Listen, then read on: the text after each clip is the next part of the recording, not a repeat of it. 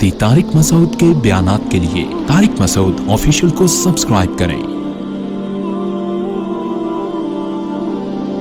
Tariq Masood official.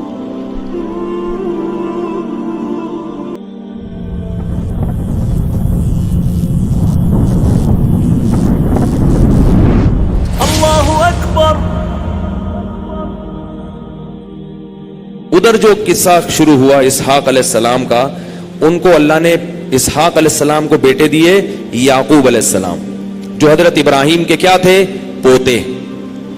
अच्छा, इब्राहिम अलैहिस्सलाम को तो बुढ़ापे में औलाद मिली है, तो उनकी नस्ल तो सिर्फ 2 बेटों तक गई है, लेकिन अल्लाह ने इसहाक अलैहिस्सलाम की औलाद में बरकत रख दी, खूब औलादें दी। फिर याकूब अलैहिस्सलाम को अल्लाह ने नबूवत दी।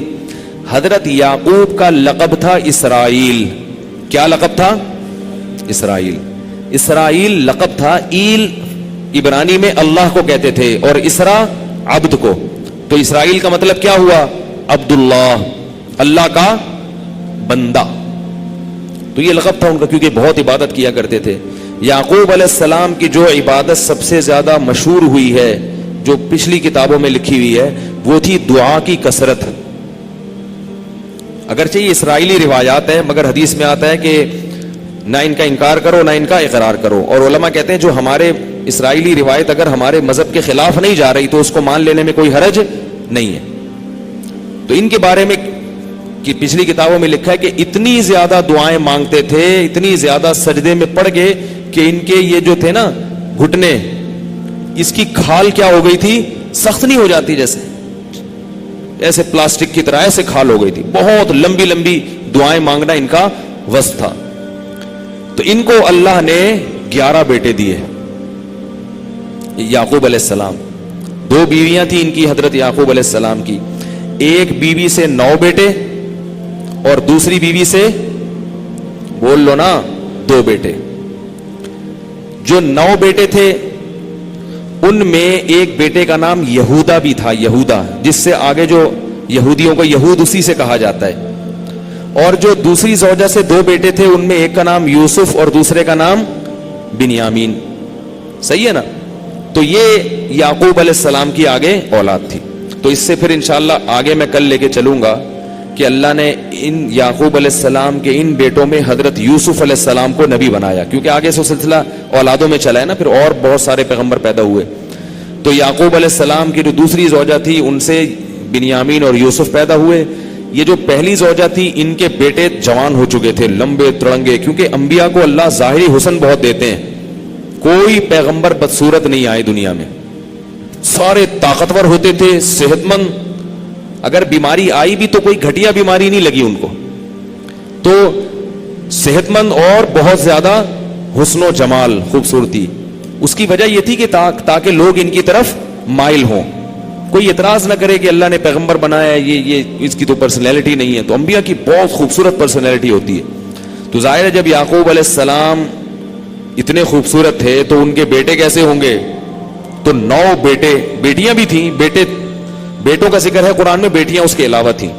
तो 9 बेटे माशाल्लाह, वो लंबे तिरंगे, जान और खूबसूरत। तो वो बेटे क्या करते थे, वो कहते थे कि हमारे अब्बा जो है ना, वो छोटे बेटे जो दूसरी ज़ौजा से यूसुफ है, छोटा है हमसे, उससे मोहब्बत ज्यादा करते हैं।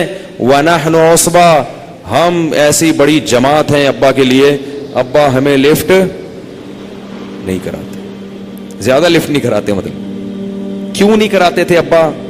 इसलिए कि उनमें नेकी, तहारत, पाकीज़गी, ये चीजें हजरत याकूब अलैहिस्सलाम को ज्यादा नजर आती थी। बाज बच्चे जो अच्छे होते हैं ना, बचपन से ही अच्छे होते हैं, बचपन में ही उनमें कुछ ऐसी क्वालिटीज होती हैं कि लग जाता है कि ये बच्चा नेचर के लिहाज से बहुत अच्छा है। बच्चे तो वैसे सभी नेचर के लिहाज से अच्छे होते हैं, लेकिन कुछ ज्यादा ही अच्छे होते हैं। हमारे शेख हजरत मुफ्ती रशीद अहमद साहब की आप सवाने अगर पढ़ेंगे तो आपको पता चलेगा वो बचपन से ही बहुत अच्छे थे। उनकी सवाने में लिखा है कि कभी वालिदैन उनको बाजार, उनके वालिद उनको बाजार लेकर जाते थे तो उन्होंने कभी बाजार में अपने वालिद से कोई चीज नहीं मांगी। ऐसा कैसे हो सकता है बच्चा कुछ चीज देख के मांगे नहीं? बचपन में कि मांगना नहीं है, बस कभी नहीं मांगा अब्बा से कि ये दे दो। तो ये बचपन से ही था। یوسف علیہ السلام میں بچپن سے ایسی صلاحیتیں تھیں کہ ابا کی توجہ محبت ان کی طرف زیادہ. ویسے شریعت کا اصول ہے کہ اولاد میں برابری ضروری ہے. کسی بچے کو زیادہ لاڈ دینا, کسی کو کم دینا, اس سے بچے احساس کمتری کا شکار ہو جاتے ہیں. تو یہ نہیں کہ وہ زیادہ ان کو پروٹوکول دیتے تھے. محبت یہ غیر اختیاری چیز ہے, اس پہ کنٹرول نہیں ہے. محبت بعض دفعہ کسی سے زیادہ ہوتی ہے اور کسی سے کم. اب اس محبت میں بھی بعض دفعہ دینداری کی بنیاد پہ, صلاحیتوں کی وجہ سے محبت ماں باپ کو کسی بچے سے زیادہ ہوتی ہے. بعض دفعہ اس لیے زیادہ ہوتی ہے کہ ایک کماؤ پت ہوتا ہے اور دوسرا بے روزگار. ٹھیک ہے نا, یہ بھی ہوتا ہے. ایک کما کے کھلا رہا ہے اور دوسرا محنت کے باوجود اس کے مقدر میں رزق نہیں ہے. تو جو کماؤ پت ہے, پت یہ پتر کا مخفف ہے.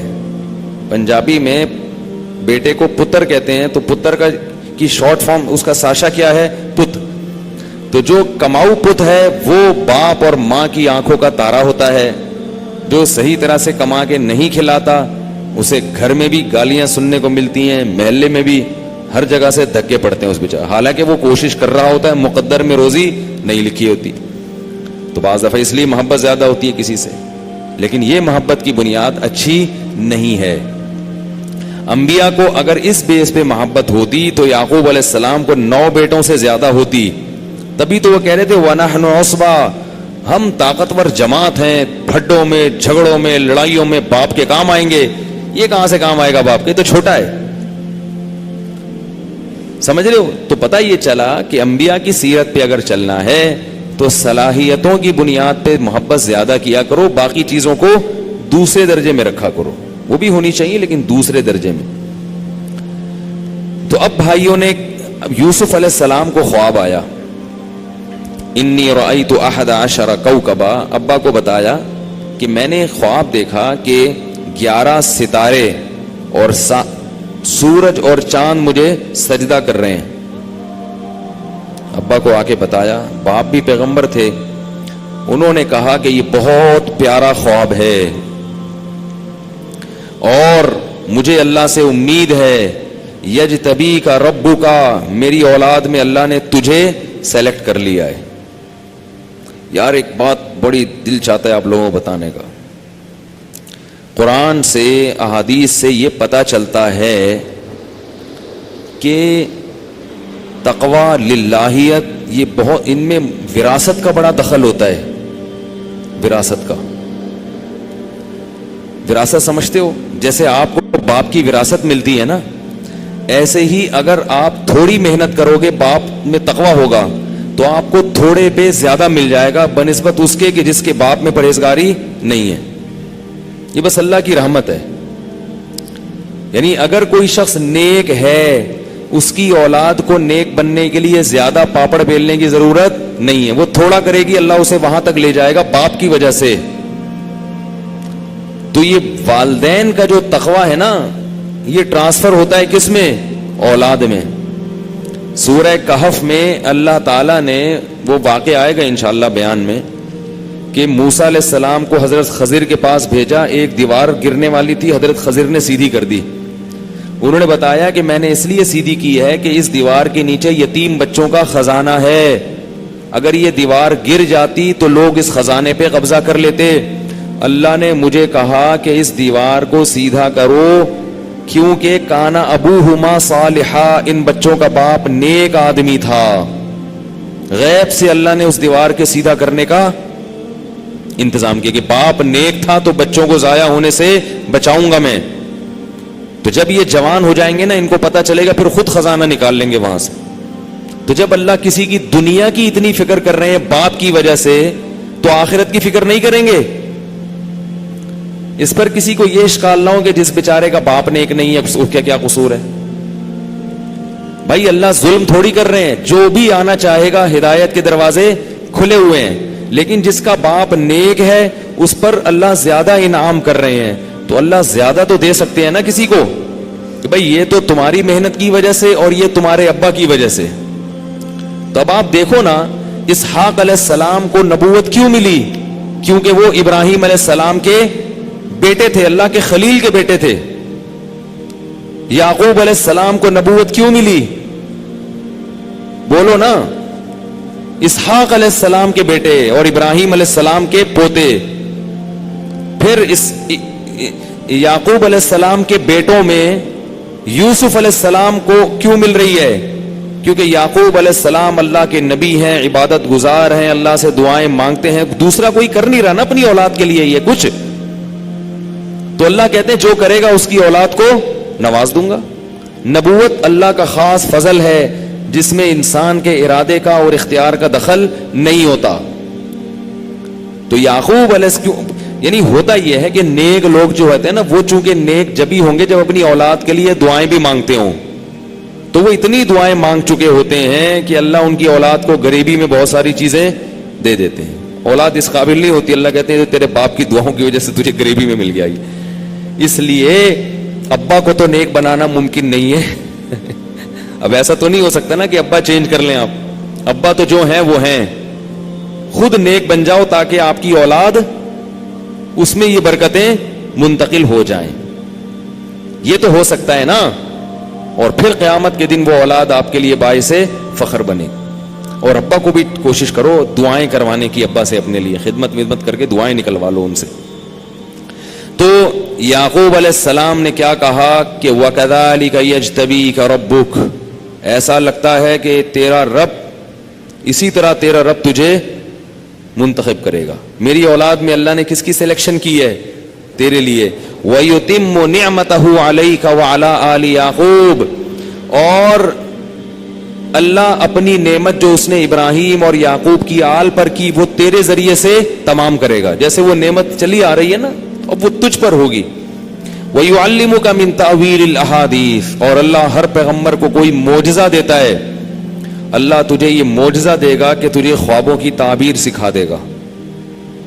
دیکھو کیسے ان کا ذہن گیا نا کہ خواب کی تعبیر سے ہی انہوں نے اندازہ لگا لیا بھئی یہ سچا خواب ہے اور اس کی یہ تعبیر ہے, اور تمہیں خوابوں کی تعبیر کا فن اللہ سکھا دے گا. جب بھی یوسف علیہ السلام نے کوئی تعبیر بتائی وہ 100% سچی نکلی.